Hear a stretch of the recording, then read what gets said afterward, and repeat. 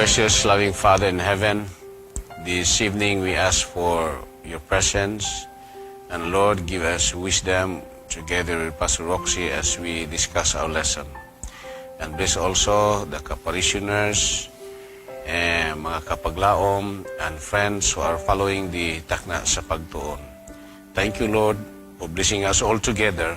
In Jesus' name I pray. Amen. Amen. Thank you. Ug may gabi nasab, no? So, nasab kita sa atong pagsugod sa pagtuki sa atong lesson for this week.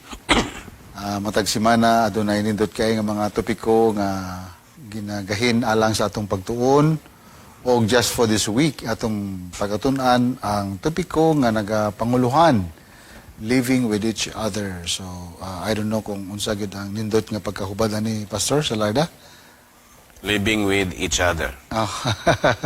Magapuyo, sa kauban sa matagusa. Okay. I think mas maayo mong translation kasi ako. Nasa akong mind. So, di na ako ibungat ang akong version sa akong translation ni pinulungan sa English. Okay, so, ato ni pagkasugdan, and then we will move to Tuesday and Wednesday. Siguro, agyan lang nato kaning Sunday o Monday para gud matagaan gud nato dako kay nga panahon ang Tuesday o Wednesday nga lessons. But before we do that, allow me to read sa atong memory text nga makita sa Colossians kapitulo 4 bersikulo 6. But ako una kini pagabasahon sa in English sa gikan kini sa New King James Version. Nagkanayon dinhi, let your speech always with grace, seasoned with salt, that you may know how ought to answer each one. So tulo ka butang ang gipuntuhan dinhi. First is ang manner bitaw sa atong paggamit sa atong pinulungan. I think this is ang tono and all nga it must be expressed with grace. But ato na lang tawag niya kung how do we know nga kanang atong pagsulti or paggamit sa mga nagkalalain nga mga pinulungan, sa atong pag-converse, sa atong isigkatawo, nga kana siya guided with the principle of grace, right? And then seasoned with salt. So kanang seasoned with salt, I think ang ibig sabihin ani is kanang tasty siya. Yeah. Dili lasay, dili pud pait kayo. Tinimplahan og asin. Sakto nga timpla kanang neutralize, okay. That you may know how ought to answer each one. So the intention of this is I think it's really more on kanang conversation. Na-remember na ako, kagabi nagkuhig mong good kahapon ni Pastor Jonathan Casio. Pastor, si Jonathan ang presidente karon sa Adventist Medical Center, Iligan. Nangutanan mo siya kung sa'y difference daw sa, namugoy verse sa Bible nga, kanang, parang ba you may get angry and yet sin not. So, naday nga masuko ta, pero dili ta nakasala, wala ta nakasala. So, ingon siya sa unsa nga pamagi nga kanin siya kanang ma-realize gyud sa ato nga kinabuhi kanang masuko ta kay namo po si Jesus nasuko biya po. Righteous indignation. So, nag-explain siya which also I like it very much. Ingon siya nga kanang pananglitan daw kanang magtiayon nga nag-away unya gipakulawan let's say sa asawa ang bana or ang bana or ang asawa sa public. Na siya nasulti nga medyo nalagay siya sa alanganin.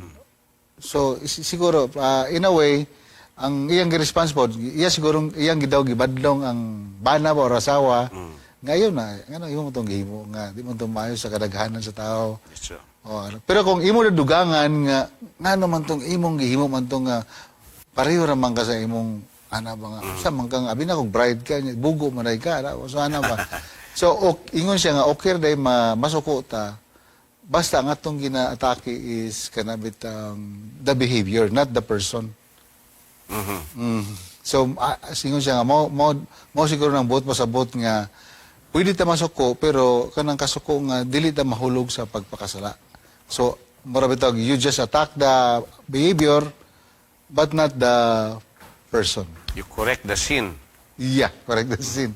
So, I think, na siya relevant sa atong pagkasugutan karong gabi. So, Pastor, ang gihimo gidining kanabitang focal point sa atong discussion is although wala mo kay na yag-yag din sa ato nga memory text Pero ang gibutangan gyud kanang puntog yun or gipadako dinhi nga imahi sa ato nga lesson is kaning gitawag nato nga family. Yes.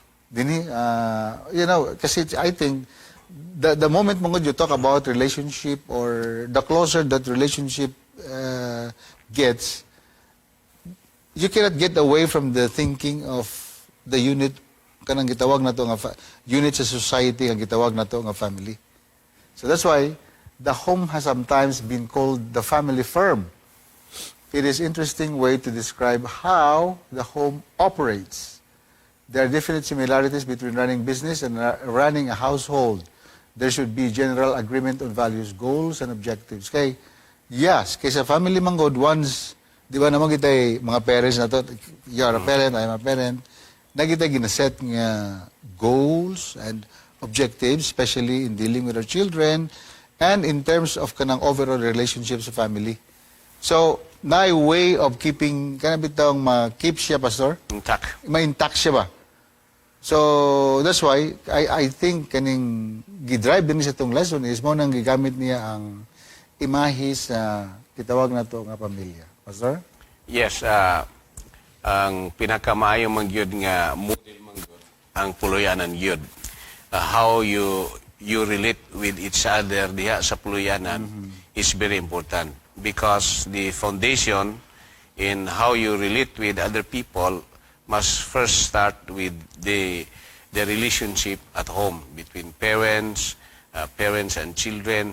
So importante kayo ni siya nga dimension nga kung mahimo ni sa usa ka panimalay niya madala ni dito sa church, madala ni sa community. So mahimo ang imuhang community nga kanang hapsay or peaceful kayo because it starts first with the family. So going back into the text, kung kini siya nga ma-apply gyud ni siya, magamayan gyud ang mga conflict sa ma-minimize yun siya sa mga panimalay, even sa office, applicable gyud kaayo siya kini nga kun ato ning tanahon nga teksto kay tanaw na guna to makigsunan. Let your speech always with grace. Sa to pa kanang atong sinultian ubanan diha kuno og kanang grasya, ubanan diha og kaluoy. So when you speak, Pastor Pido, wa pa ka magsulti, you should always remember nga magsulti ka ang imong ipagawas nga mga istorya, kinahanglan na siya, pulong na siya nga makapadasig ba, makapalip up ba sa atong kaigsunan. Kay og dili ta careful sa ato nga mga words, ang ato nga words, posible nga sakit kayo paminahon sa uban. Unya, nagunahuna rata nga, bahala na mo, istorya lang yun ko. Pero yes, you are free to say, pero ang problema, kung kanang imong istorya, naka-offend ba na siya? So muna nga, let your speech always with grace, season with salt, sa ito pa tinimplahan. Now, kung siguro, kung palaluman nato ni siyang kining salt, murang ato ni siyang masabot nga mo ni ang pulong sa Ginoo. Salt, di ba? So, di ba, salt, muna yung mutimpla, then Yeah, the salt, salt, salt of the world. So, it means kung ang atong mga sinultian, season with salt, it means nga, Diyos nun ba? It means nga, matarong ba ang imuhang sinultian? Muna nga, the choice of words is very important. Dili lang kayo magpatakarata o istorya. That is why, Pastor Pido, sa CPA program, katong Clinical Pastoral Education, usa sa mga importante kayo nga program is when you present your verbatim sa pagbisita nimo sa masakiton or sa himo nimo pastoral visit, dito sa klase, gi-process na dito. Itanaw kung sa mga choice of words sa imo nga gigamit. Why did you use this word? Because this word, mo ni resulta nga na-offend ang imong ikaistorya. Mo ni ang words nga imong igamit nga nadasig siya. So, words is very important. And even in the Bible, di ba? Namatay study nga word study. So, sa Bible, natawag sa, then gi-exegete pag yun nato na siya. So, words is very important.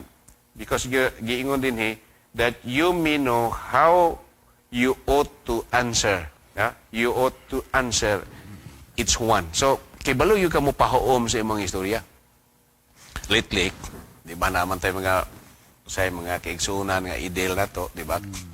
So, imong yung iplasta na imong istorya, dili lang pwede nga magpataka ra kag istorya diha. Pinahaom yun na nimo because you are trying to preserve or imong gitinguha nga malikayan pa nga mumudako pa ang problema. So, the choice of word is very important because every word has its own power or na ba siya worth bitaw. So it can hurt you, it can encourage you. So words is simple as that, but it can affect how you say it and what is that word. So very important na siya nga. So I think this text is very applicable because when we live with each other, di man pwede nga di ta mag-istorya.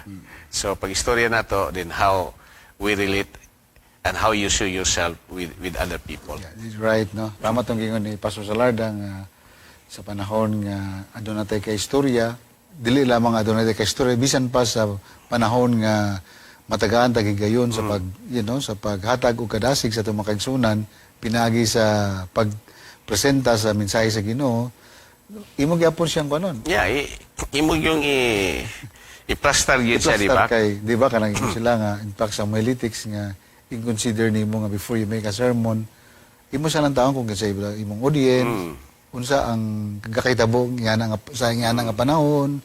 So you really have to consider all of those, and then just like what you said, sumala sa imong gingon pastor nga maningkamot kita magamit og pinulungan nga muhaom didto sa presenting sitwasyon kung sa diin nahimutan kaning mga imong listeners o kanang imong kaistorya. Like for example, kanang nakamit kag tao nga farmer. Unya, ang iyag yung hilig sa istorya, ang farming. So, mo try you kag yes. Unless dili you kay kakastart of good conversation. Yes. Tama ba? So, the same is true sa atong ministry. So, kung gana bitawng dili po ka-hit sa point bitaw nga kung sa diin makasugod o ganang ligid ang bula alang sa Storya.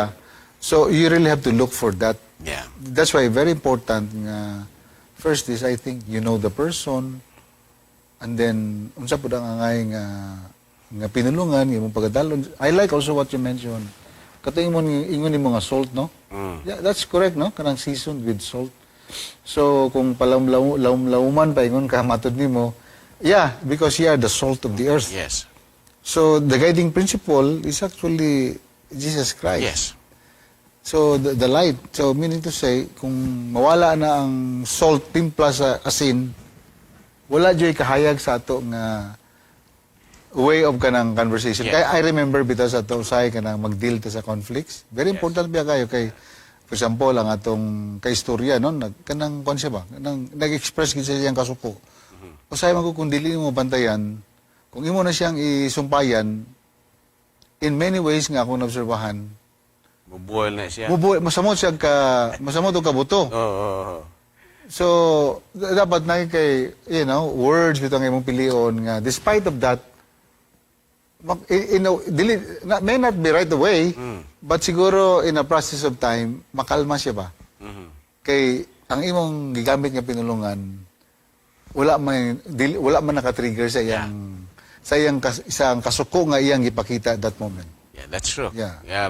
Muna nga, very important yun na siya kayo nga kanang mga point to consider when we are talking with people.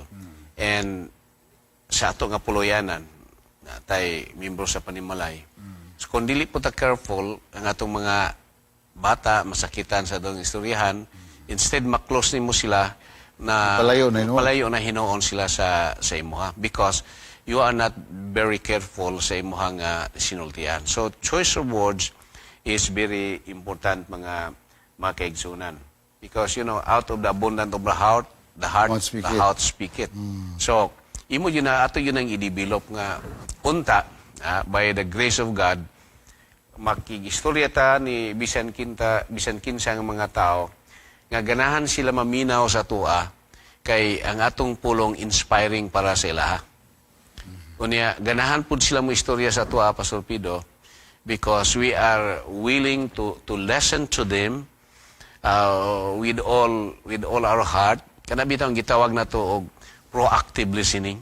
Dili lang Sana kay siya, simply listening, but proactive listening is that you are listening to the person, not only the words but even the expression of the person. Correct na siya. So proactive niya imog yung paminaw unsa gyud toy unod sa iyang istorya. Kay most often before a person will be able to finish the sentence nga iyang istorya, ni sapawan na nato. Many times. Many times. Niya, usahay, gawas nga itong isapawan, while nag-istorya sa tua, nag-develop na putaglain nga question para ihatag sa iha. So, wala ni mo na-absorb Ay, wala sundan ang tarong. wala sundan ni mo iyang conversation. Kaya nga naman, wa pagani siya naghuman, nagunahuna na kag other question or imo siyang isapawan. So, eventually, wala ni mo makuha ang iyang sugilanon nga gusto niyang isulti sa imo. Yeah. Actually, tinod kayo na sa pastor. In fact, sa family, sometimes sa akong wife, na mo ko siya tendency nga, mura po tawag, we just take it for granted kay, sige na mo kuyog. So pag nasa may istorya nga, wala pa niya masugdan, o sa natay tendency bang mukat na ta mo, ato na mo builon rin da. Oh. So mingon din siya nga ay sa istorya kay lahi niya akong ipasabot. Ana ba sa nay mga higayon Yes, nga yes. Yeah, that's why you're correct. Kay tingali kay tungod kay unsa tay term nimo nga listening? Proactive. Proactive. Yeah, mo na wala sa to listening pero dili siya proactive. Yeah. Kay usay natay nanunan ikat dayon nato siya. Yeah, before sa gastorya diretso na dayon siya. So it will create some sort of kanang confusion and misunderstanding, especially in the family. Bisan pa sa itong mga kabataan. Yes, that's true. Usay, mga bata man na sila, unsa man nilang kaalam nga nakuha sila kong kalingon. So, usay ka na mag-express sila, natay tendency ba to misjudge them. And then later on, dili na kayo mamina og tarong. Unya, imbis nag-share na to sila, na-suppress ni mo, so dili na lang sila mo padayon. So dili na nimo mahibalan. Kaya naman, na-suppress naman nimo. So living with each other is very important. Nga kini mga simple ways ra kayo na kung nato ni magamit sa puluyanan, mahimong lively ang puluyanan. Okay. That's good. So, very important siya kay, just like what Pastor Elvin has said, that's a very good point katong gingon niya nga ang family, ang unit magud sa family, importante kay siya kay mao mo mo determine kung unsa nga klase ang society Yes. nga anaata, di ba? So very important kay kung mostly sa mga families nga nagpuyo diya sa usa ka society gubot, most likely gubot pud ang society as a whole. Yes. So that's why actually gisulti ba ni Confucius nga in order for one to have a good society is actually to develop a very good home. Kay mao na siya ang basic unit sa society, ang family. Okay? So now is before we go to the Tuesday Pastor, ato ni lakbayan gamay kining husband and wives kay gibungat mo na sa tong author, pero ang gigamit din I was thinking mo ngayong gamiton tong Ephesians chapter 5. Pero Colossians 3:18 which is also similar to Ephesians nga 5:24 man siguro to. Ganun ka na yun din nga wives submit to your husbands. So sometimes man God nag-create man gud ni siya og misinterpretation. Kay the way it is structured, mura man it will right away give us a meaning Automatic ang husband gyud kanang mo exercise gyud og kanang full authority. Unya ang sa wife medyo media lang. So ingon sa tong author is ingon siya nga notice the important qualifier ani nga statement. Yes. Ingon siya nga in the same verse as is fitting in the Lord. Mihato yapon tong sa kwan, yapon ti qualifier ang Ephesians chapter 5. Di ba? Wives submit to your husband. The way and husbands love your wives. the way Christ loved the church. Yes. So na siya qualifier. So unsay pasabot sa qualifier? Ang qualifier na is sa unsa nga pamagi nga Ang kanang wife mo submit. sa unsa nga pamagi nga ang Ginoo nahigugma niya ang church. Giunsa niya okay. paghigugma ang church. So that is itong term nga imong gamit is model. So ang paghigugma ni Kristo sa church dili biya kwan authoritarian. Sacrificial, it's a sacrificial and a mutual love. So kung ingana na siya other meaning pero it has to be qualified sa anang nga sentence. Pastor? And that is for the husband or wife, submit to your husband as it is fitting In the Lord. So it means nga ang wife mo submit yun ni silahang mga bana basta kay nahaom diha sa Ginoo. So nahaom siya diha sa Ginoo. Pero kung ang husband wala siya nahaom sa Ginoo ang iyang gawi, nga sugoon niya ang asawa sa paghimo sa dili ikaangay nga buhaton, the wife has all the right to refuse. Kay dili man siya Di man fitting Haom. the Lord. Di man fitting. So, kung ang husband magsugo og refuse or correct. yes, kung ang husband maghimo og magsugo sa iyang asawa nga gusto niyang mo-submit niyang asawa bisag dili na pakiangayon, I think the wife doon na siya reason nga mo refuse siya kay this is not fitting to the Lord. Yeah. So, doon ay provision. So, kunya diri pod sa husband love your wife. Mo punisugo si Ginoo sama sa paghigugma sa atong kaugalingon, di ba? Pero naapod diri husband love your and do not be harsh to with them. So, atong dili kuno mag-harsh ang mga bana. So, duha lang ka punto nga akong i-kuhan din, no? Ang sugo sa Ginoo, wife, submit to your husband. Kaya daghang mga asawa nga dili mo submit silang mga banasan. Pero dili siya blind submission. Yeah. Dili siya blind submission. Muna usa ka problema. Pero ang sugo sa Ginoo sa mga lalaki, love. So, mo tanaw ng respect Okay of lang. love. Oh, Okay lang. di ba? Oh. So, Dili siya one-sided. di siya one-sided. So mo ni ang atong tanawon. So, meaning to say, Pastor, so meaning to say is, wife submit to your husband because the husband loves the wife. Yes. Tama ba? Yes, Yeah, yes. something to that effect. So that is very important. Unya mo submit sila tungod kay fitting in the Lord. So unya I think these are important point aning adlaw sa atong pagtuon. In fact, outline din ni mga kaigsoon because it talks about husband and wife man gid siya. But ang gipadakaw gid ni Paul is kanang wife's loyalty is to the Lord first.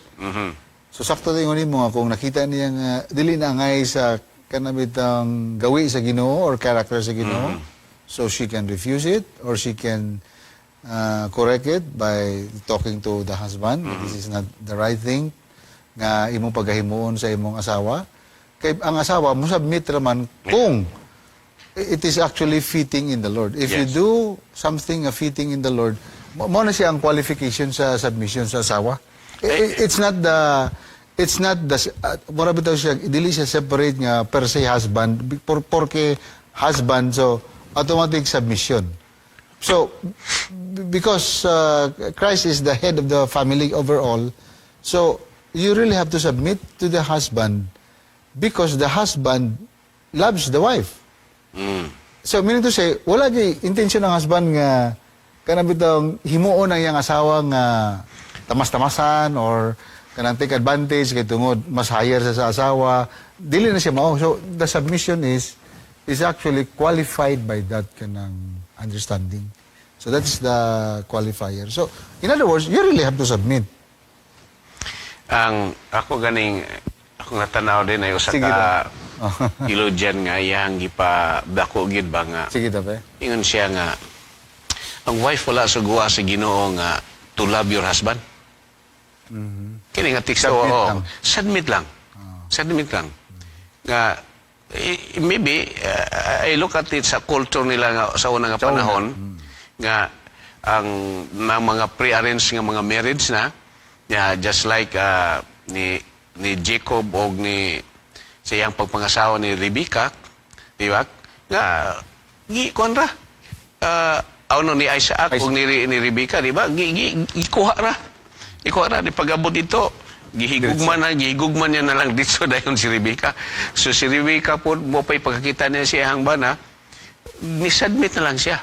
So kini nga context, ilahan ni nga context, pero sa ato karon nga context, Pwede na ito siya i-enlarge. i-enlarge na to siya nga, tungod sa paghigugma sa bana sa iyang asawa, ang asawa mo submit, dihapod sa dako nga gugma po nila. Okay, actually, meaning to say, the husband should not take advantage of Yes. the wife's submission of herself to him. Because the governing principle of that submission, nag-extend sa iyang wife to him, still in the principle of love. I think, Yes, yes. Mana siya ang, although it can be subject for abuse. Kay, mabuta ng, I think the point nga, gibutang na sa atong author is, para masabtan kayo na to, nga, dili ginamo ang design sa Ginoo. Kay ang mga husband murag harsh sa hera kayo ba no? Kay kung, tama ka pastor, no? Kay kung wala po nang sulti ang Ginoo nga submit, mahimo pa siya nga mas dako bitaw nga kalibog nga makakuha na to ba? Nga maabot sa atong panguna-una. Kay, so kung wala na siya nga pinulungan, so pwede di ang wife nga mo Mo-overrule. kisi-kisi po. Di ba? Sama sa... Yes, So yes. I think, asa ko, di man kita ito fully kuha gini siya, ang structure ni is, pero para sa kuha po, pastor is, kanabitang, this is for the sake of kanang orderliness po sa family. Yeah. Kasi for as long as there is love, understanding, whatever that is, katuingon ni mga salt ba? Yes. Salt nga nadugang sa atong panultion. So, of course, it will always lead to a wonderful relationship. Ingon pita diri nga, di ba? A healthy Christian marriage is characterized by mutuality. Yes. So, consulting each other, thinking things through together, and making decisions together. Kaya namin ko nga, mangutang ko, di ka malangit sa mga asawa, Problema gyud na. lagi si problema, di ba? So, kung na kay mga major decisions nga, imong pag-usay kita mga lalaki, usay matutag mall, natay mong ganahan nga, uy, nakakita tayo nga, kung magamit na ako na sa kwan, pero ga-involve po sa medyo substantial amount ba? Mas ma-appreciate sa itong wife din, ako ma-realize nga, atos lang inform. Yeah, labi na mga dagko na gyud kay nga mga pero ganang Example sa itong mga snacks or what. Makasabot na po na nga itong asawa kay usay maulit nga nakita nila, usay malipay na po sila nga, uy, magamit na ito na sa itong ministry. Yeah. Okay, so but anyway, so far, mo lang po na ang pan. Mo lang po na ang puntuan niya. Sumala tong gingon ni Pastor Salarda, nga kanimang God, mo translate mo gud dito sa atong iglesia, di ba? Tapos atong sosyedad. That is I think that's the point of our lesson. So karon, na naman, dili tayo ning kwan, Pastor, kaning parents and children. Yeah. I think, kung naman kaya ni siya, no? Self-explanatory. Din ito sa Tuesday. Ang Tuesday manggod is, nagisigot may tungkol sa work relations. Yes. Na-issue din angay na ito pagkalantawon, kanyang issue sa slavery. Nga, in fairness po sa author, iya po ning erase. Tingano daw nga, nadiripit ako, what is that now? People today sometimes bring up slavery, kanyang issue sa slavery, as a way to relegate some of the Bible counsels. Marabat, atong ibaliwala ba? Ang counsel o pahimagno sa atong mga ninuno, I mean, as atong Yes.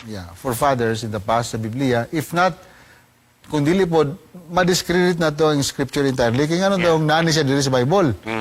Ngayon karang slavery, bisa ka sa kamad to, mato ka sa United Nations or sa ilang charter, sa ilang pamalaod. Illegal gining slavery. Yes. But why is it that it is being mentioned in the Bible and not just merely mention it, pero na ay point of kanang sort of, I would say, kanang bitong Counsel yun. kanang bitong acceptance. Just take part, mo take lang kag part na ba.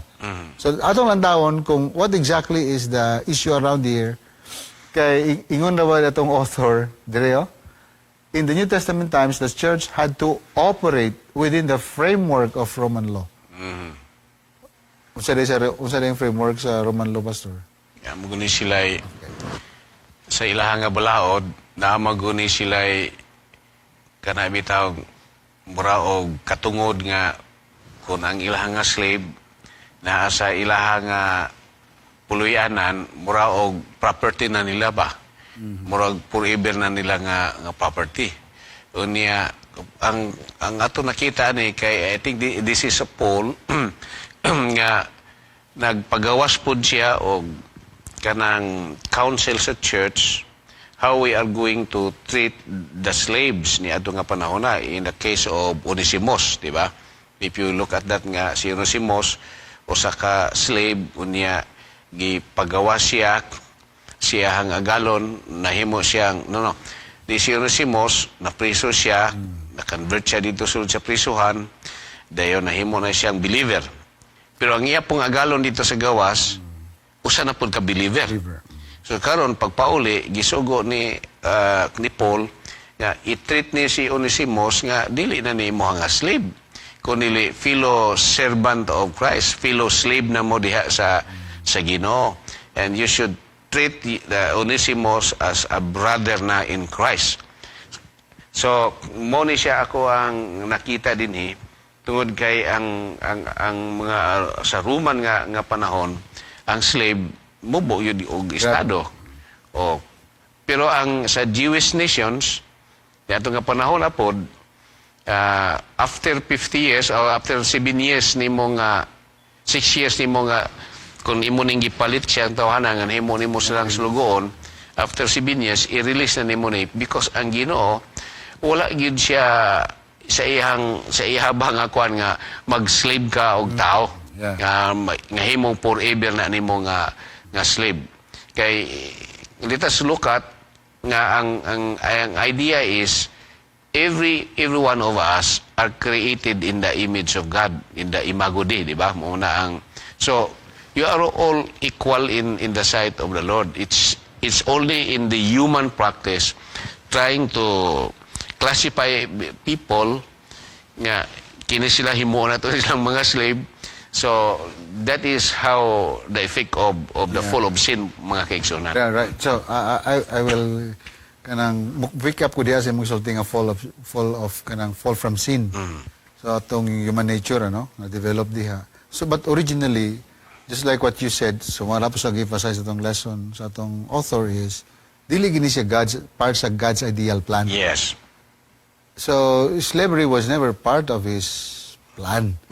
But because sin entered, nagkabuluyaso na ang dagan sa panggobyerno and so on and so forth, away sa kanasod, batok sa another nga nasod, na-captured ang mga subjects dito, mga residents, citizens nila, gidala dito sa, just like sa mga Israelites, no? Sa panahon ni Nebuchadnezzar. So, as a matter of practice, sa ilang kultura, mahimo jud kang slaves kay prisoners of war manggod ka. Yes. The same is true po din sa panahon sa Roman Empire. So, but akong kita natin, Pastor, is, while this is happening, kaya di man ito malikayan yun nga, ma-appeal siya sa Bible. But although ideally nga, sumala si mong gingon nga, ang hunahuna sa Ginoo, diligid siya, it's not actually for slavery. He's not actually for slavery. For sure. In fact, Abraham Lincoln fought for it. Kay ang basis biya ni Abraham, the house divided itself cannot stand. So, muna yung weapon nga gigamit against slavery, nga practice. Pero, I think, kung siya ba, ang truth mo good is progressive. Yes. Di ba, Pastor? So, siguro diri, grabe pa kayo ang intense influence sa practices surrounding, nations, ilang mga culture and practices and so on and so forth. Pero, ga-progress mo ang truth. So, moabot niya sa panahon nga, ma-realign na punta sa ideal. Yes, that's true.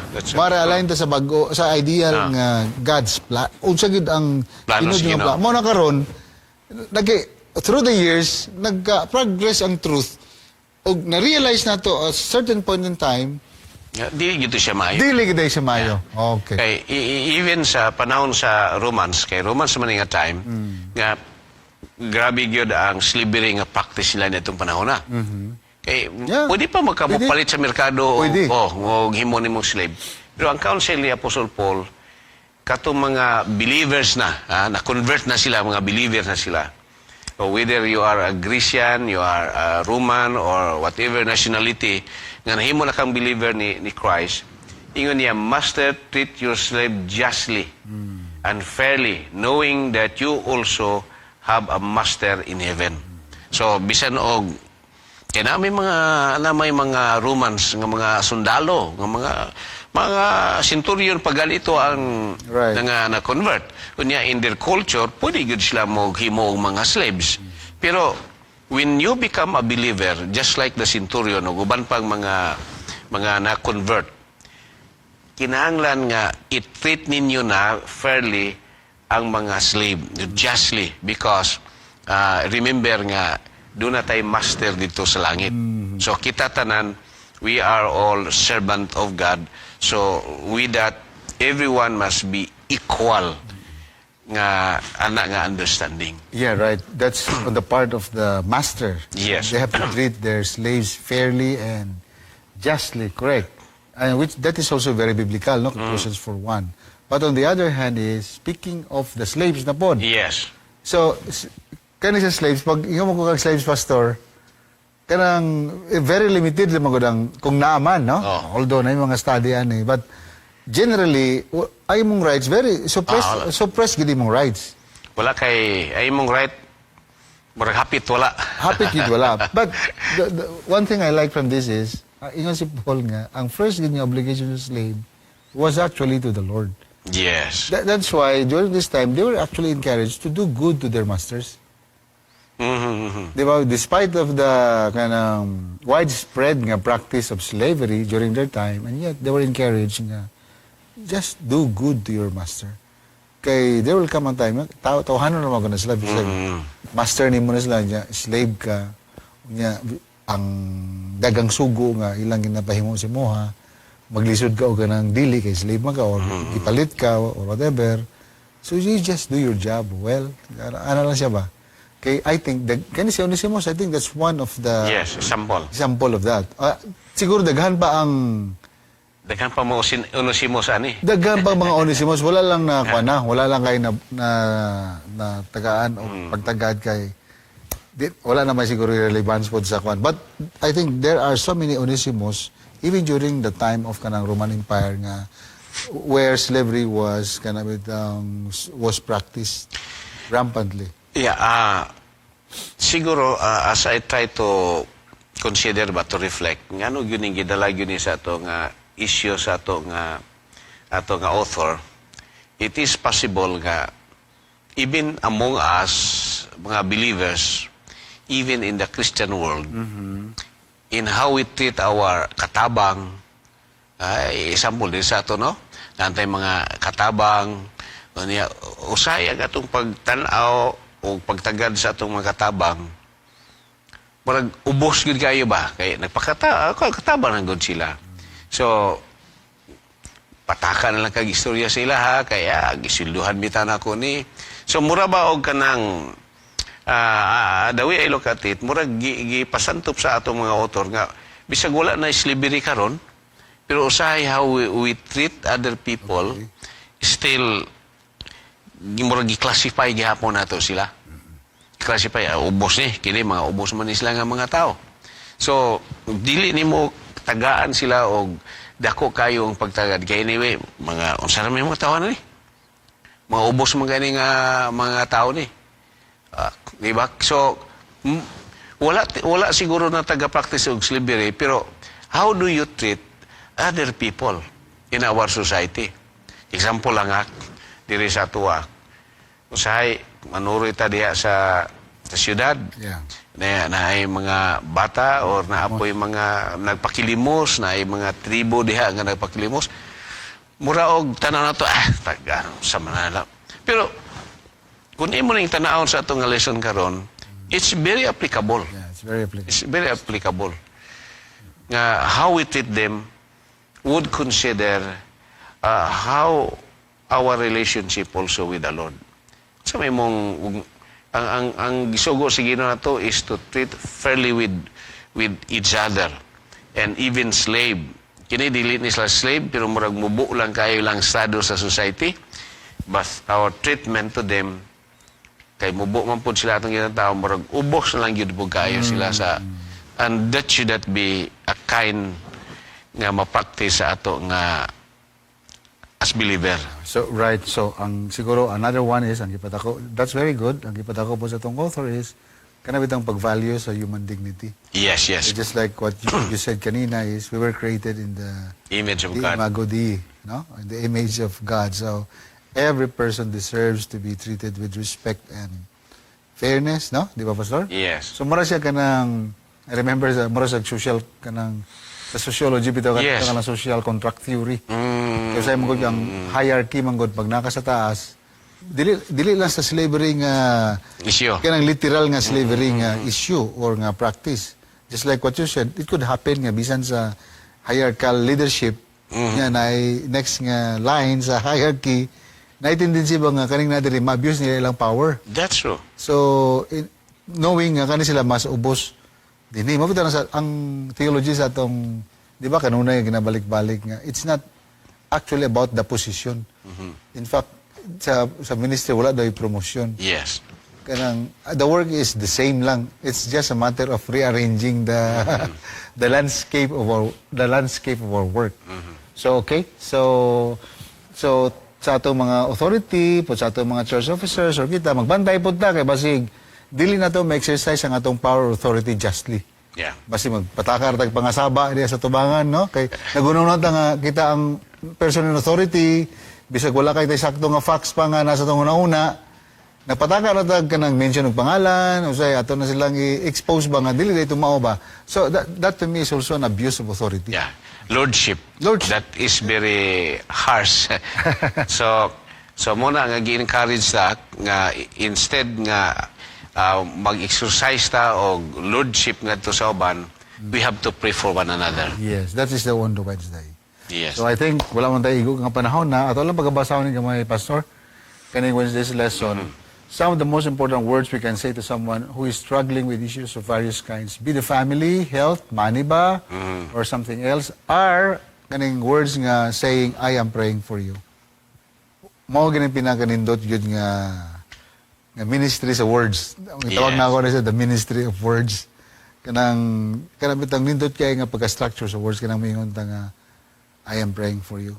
That's true. So sa tao nga adunay giatubang nga dako kay nga problema, kabugaton sa kinabuhi, mapamilya man, masamayang panglawas, or sa panapi, or whatever that is, that would mean a lot to that person. Yeah, prayer is very important, especially when we are praying to others, and also someone are also praying for us. So praying for each other, a very important element alang sa harmony diya sa panimalay, Even in the sa family. church, yes. yeah, and even in the community. Even if you pray gani sa imong mga kabataan, lahi gud ang makita ni mga kabaguhan sa ilang pag-response samtang ikaw nagampo kanila. Yeah. So it really means a lot to any person nga, especially sa naa sa kalisod.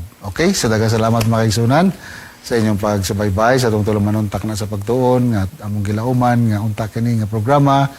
Inyo pong kini ma-share no sa inyong mga kauban sa trabaho, sa inyong mga higala diha. Kay kita dinhi among pong gina-consider ni Pastor Salada nga kaning material nga atong gigamit dinhi. Dili lang ni siya para sa usa ka pundok sa magtotoo, but actually it can cross all kanang borders. Okay, the message itself is very universal, it's very wonderful, and it applies to everybody.